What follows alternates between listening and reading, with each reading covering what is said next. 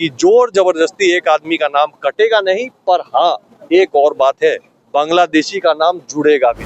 डर किसके भीतर है, इस पूरे चुनाव आयोग के प्रयास से समझ में आ रहा है। मैंने राहुल गांधी जी के कार्यक्रम को देखा है कि 16 दिन में 18 जिलों में वो पद यात्रा करेंगे, तो ये पद यात्रा कहें कि हवाई यात्रा होगी। बिहार में मतदाताओं का मतदाता सूची से नाम निकाल रहे हैं, तो उसमें भी कह रहे थे कि विदेशी लोग हैं, एक भी विदेशी नहीं मिले।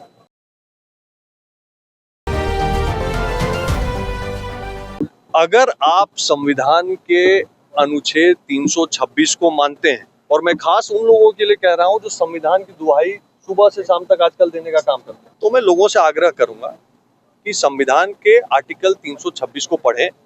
Representation of people act 1950 rule number 21, 22, 23, 24 को पढ़ें। आपके ध्यान में आएगा कि इलेक्शन कमीशन को निवेदन नहीं करता है संविधान, उसको निर्देशित करता है कि इलेक्टरल रोल समय समय पे ठीक कराया जाए।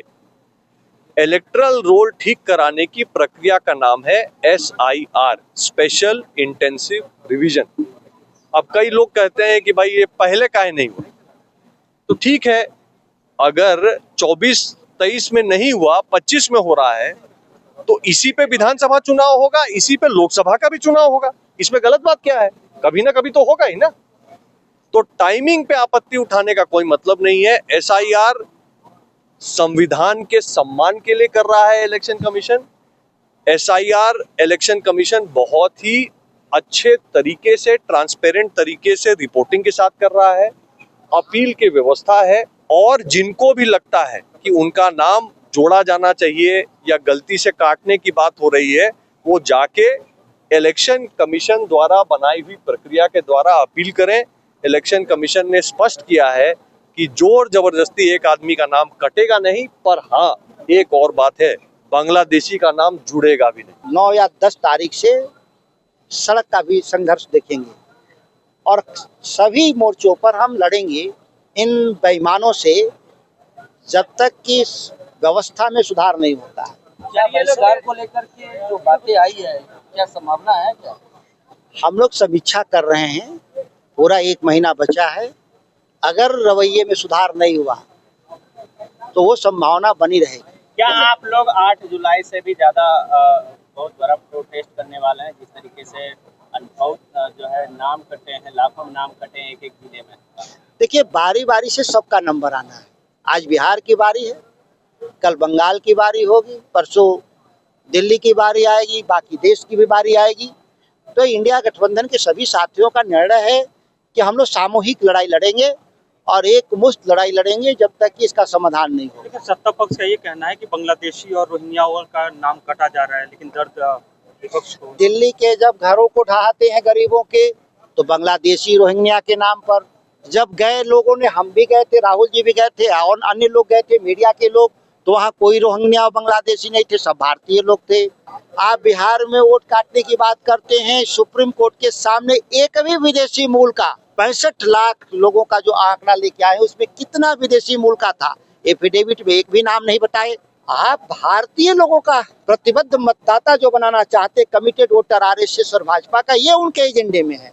शुरू करते हैं विदेशी नागरिक से और अंतिम में आते हैं समाज के हाशिए पर लोगों का नाम काट करके या उनको प्रताड़ित करके। कभी किसानों को प्रताड़ित करते हैं, कभी गरीबों को, पिछड़ों को, दलितों को। और इस तरीके से अगर देखें, क्या कहा गया जब किसानों का आंदोलन चल रहा था, तो नक्सली, अर्बन नक्सली उनको कहा गया। यहाँ पे खालिस्तानी भी कहा गया था, याद करिए। यहाँ दिल्ली के झोपड़ियों को ढहा तो कहा कि बांग्लादेशी रोहिंग्या है। बिहार में मतदाताओं का मतदाता सूची से नाम निकाल रहे हैं, तो उसमें भी कह रहे थे कि विदेशी लोग हैं, एक भी विदेशी नहीं मिले। तो क्या माफी मांगेगा चुनाव आयोग? जिस काम के लिए बिहार में मतदाता सूची का, तो किसका नाम काटा है? हिंदुओं का नाम काट रहे हैं। कौन हिंदू का?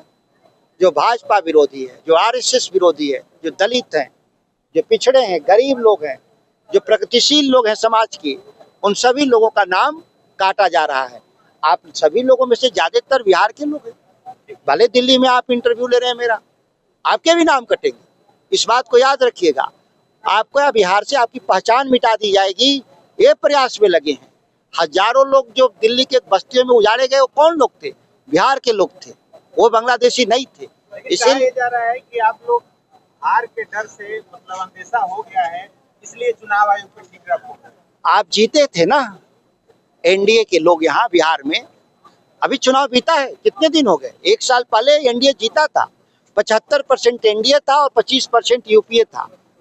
हम लोगों ने तो नहीं मांग किया कि वोटर लिस्ट गड़बड़ है, आप इसको खत्म करिए। डर किसको है समझ में आ रहा है सबको?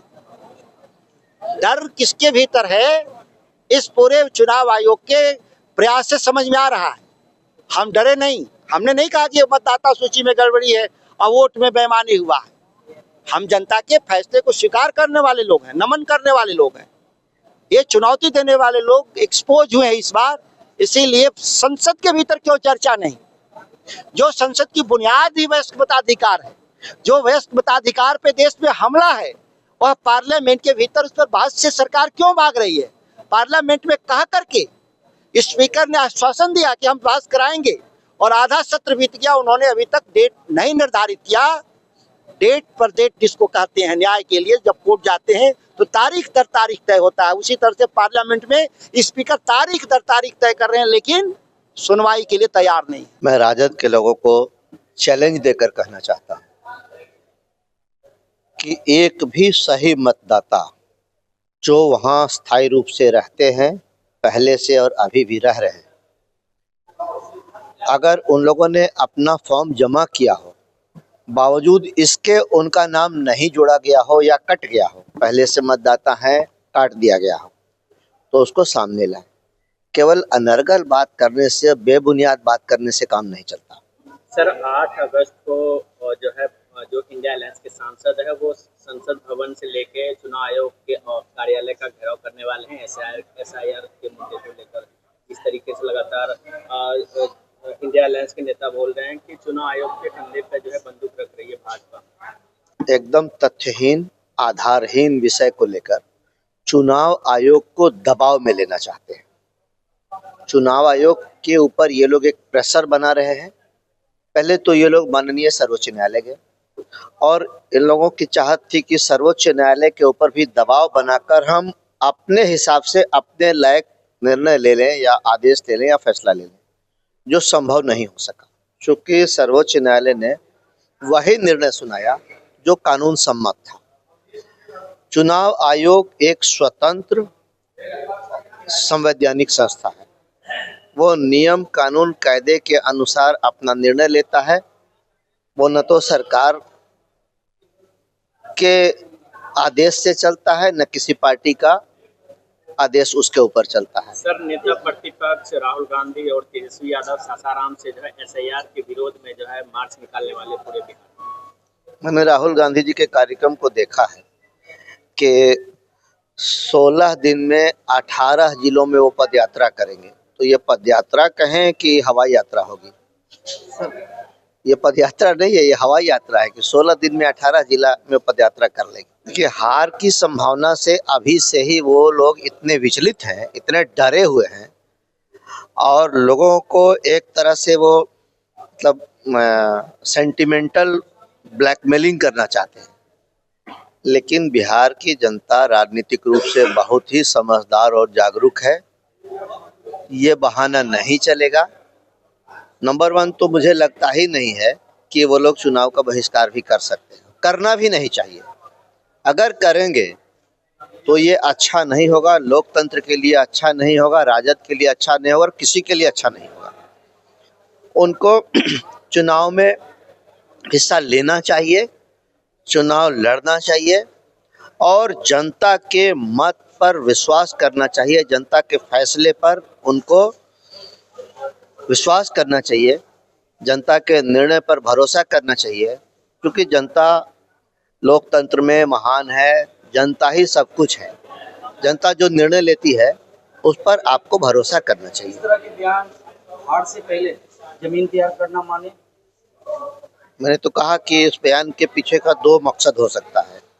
एक तो कि जनता को पॉलिटिकल सेंटिमेंटल ब्लैकमेलिंग और दूसरा कि हताशा, निराशा उनको लग रहा है कि हम चुनाव हार जाएंगे, इसलिए हम कहें कि नहीं, मत की चोरी हो रही है, यहाँ घपला हो रहा है। जब कहीं जीत जाते हैं तो कहते हैं कि सब कुछ बड़ा अच्छा है, और जब हार जाते हैं या हार दिखता है तो कहते हैं कि सब कुछ गड़बड़ है। तो ये जो दोहरी नीति है, ये जो दोगली नीति है, ये अच्छा नहीं है। वोटर जिनके नाम हटाए गए उनके सर पर या उनके नाम पे ये तो नहीं लिखा है कि एनडीए को वोट करेंगे या इंडिया गठबंधन को करेंगे। बहुत सही सवाल किया आपने। यही तो बात है कि जिनका नाम हटा, या तो वो स्थायी रूप से बिहार में अब नहीं रहते, या उनकी मृत्यु हो चुकी है, या वो फर्जी मतदाता थे, चाहे बांग्लादेशी थे कि नेपाली थे कि भूटानी थे कि म्यांमार के थे। तो जो फर्जी लोगों का नाम हटा तो इतना आंसू इन लोगों को बह रहा है, तब ये लोग फर्जी आधार पर चुनाव को ऐन प्रकारेण आप जीतना चाहते थे, अपने पक्ष में फैसला लेना चाहते थे। जनता के मत पर, जनता के निर्णय पर इनको भरोसा नहीं है।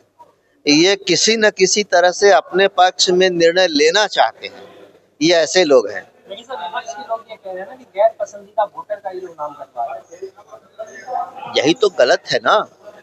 ये तो सुप्रीम कोर्ट में गए थे, इन लोगों ने इन्हीं सब तथ्यहीन, आधारहीन बातों के आधार पर, तथ्यों के आधार पर सुप्रीम कोर्ट से ये चाहा कि सुप्रीम कोर्ट एसआईआर को सीधे स्थगित ही कर दे, लेकिन सुप्रीम कोर्ट ने ऐसा नहीं किया। सुप्रीम कोर्ट ने चुनाव आयोग को कुछ सुझाव जरूर दिए कि आप ये कागजात मानिए, ये मानिए, इसको भी आप देखिए, इसकी भी जांच करिए।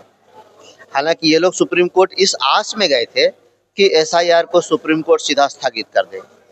अनेक तरह की बहानेबाजी ये लोग कर रहे हैं, कभी कुछ कहते हैं, कभी कुछ कहते हैं, लेकिन असली जो बात है लोकतंत्र में, जो मूल बात है लोकतंत्र में, जनता सर्वोपरि है। जनता के निर्णय को, जनादेश को सिरोधार्य करना, ये इन्हें पसंद नहीं।